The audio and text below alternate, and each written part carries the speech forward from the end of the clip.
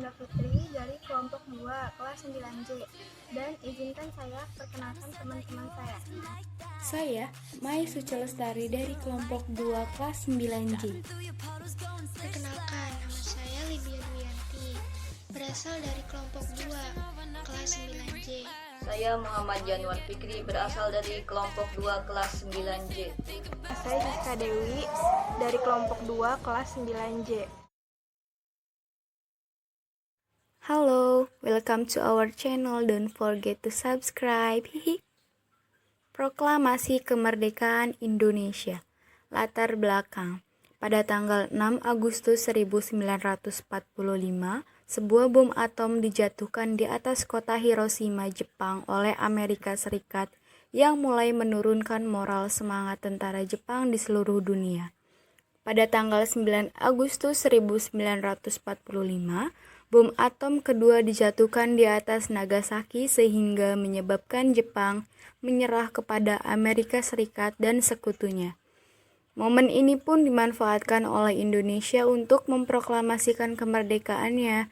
Soekarno dan Hatta selaku pimpinan PPKI serta Rajiman Widyodiningrat sebagai mantan ketua BPU PKI diterbangkan ke Dalat, 250 km di sebelah timur Laut Saigon, Vietnam untuk bertemu Marsekal Terraci. Mereka dikabarkan bahwa pasukan Jepang sedang diambang kekalahan dan akan memberikan kemerdekaan kepada Indonesia. Pada tanggal 12 Agustus 1945, Jepang melalui Marsekal Terraci di Dalat, Vietnam, mengatakan kepada Soekarno, Hatta, dan Rajiman bahwa pemerintah Jepang akan segera memberikan kemerdekaan kepada Indonesia dan proklamasi kemerdekaan dapat dilaksanakan dalam beberapa hari, berdasarkan tim PPKI. Pada tanggal 14 Agustus 1945, Jepang secara resmi menyerah kepada sekutu di kapal USS Missouri. Tentara dan Angkatan Laut Jepang masih berkuasa di Indonesia karena Jepang berjanji akan mengembalikan kekuasaan di Indonesia ke tangan sekutu.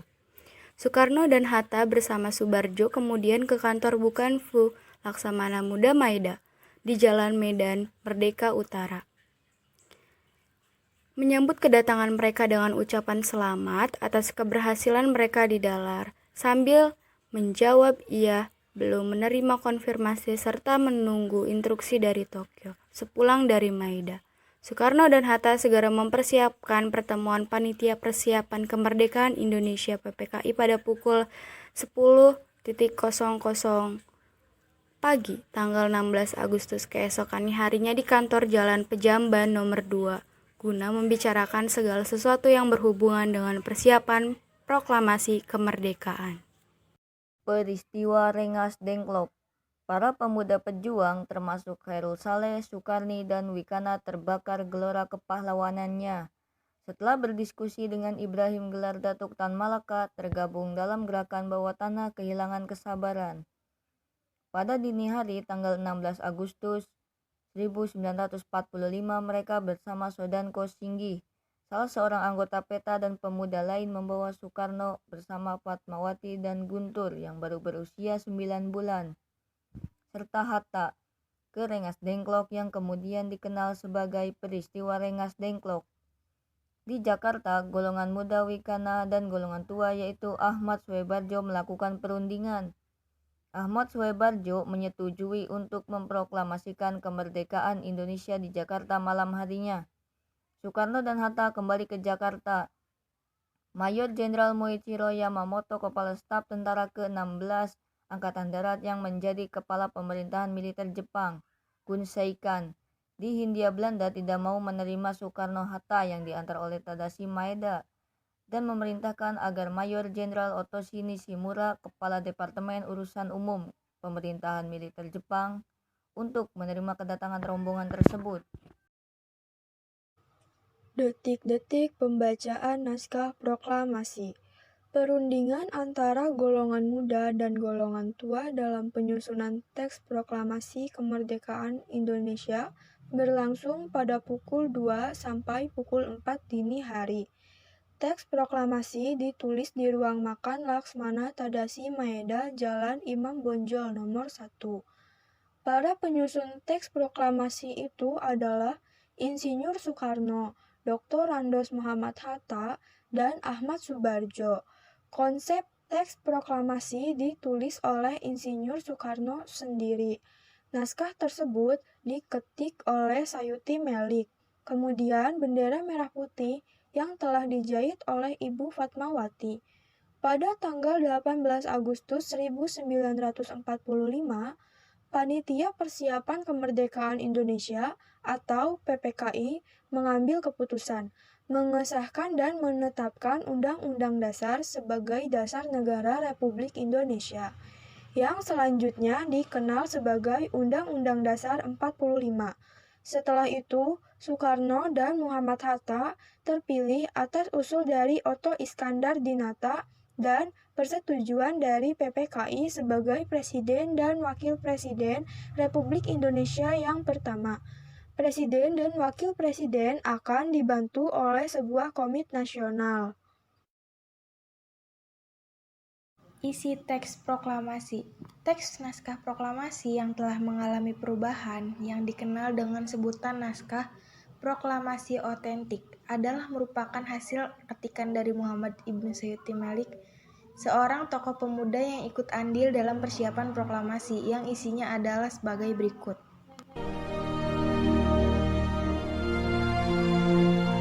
Proklamasi.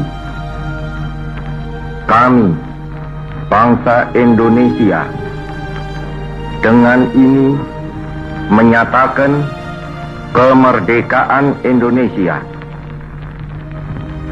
Hal-hal yang mengenai pemindahan kekuasaan dan lain-lain diselenggarakan dengan cara saksama dan dalam tempo yang sesingkat-singkatnya. Jakarta, 17 Agustus 1945, atas nama bangsa Indonesia, Soekarno Hatta. Penyebaran teks proklamasi. Wilayah Indonesia sangatlah luas. Komunikasi dan transportasi sekitar tahun 1945 masih sangat terbatas. Di samping itu, hambatan dan larangan untuk menyebarkan berita proklamasi oleh pasukan Jepang di Indonesia merupakan sejumlah faktor yang menyebabkan berita proklamasi mengalami keterlambatan di sejumlah daerah, terutama di luar Jawa. Namun dengan penuh tekad dan semangat berjuang, pada akhirnya peristiwa proklamasi diketahui oleh segenap rakyat Indonesia. Lebih jelasnya ikuti pembahasan di bawah ini. Penyebaran proklamasi kemerdekaan 17 Agustus 1945 di daerah Jakarta dapat dilakukan secara cepat dan segera menyebar secara luas. Pada hari itu juga, teks proklamasi telah sampai di tangan Kepala Bagian Radio dari kantor Domei atau sekarang kantor Berita Antara, Waidan B. Palanewen. Berikut ini para utusan PPKI yang ikut menyebarkan berita proklamasi.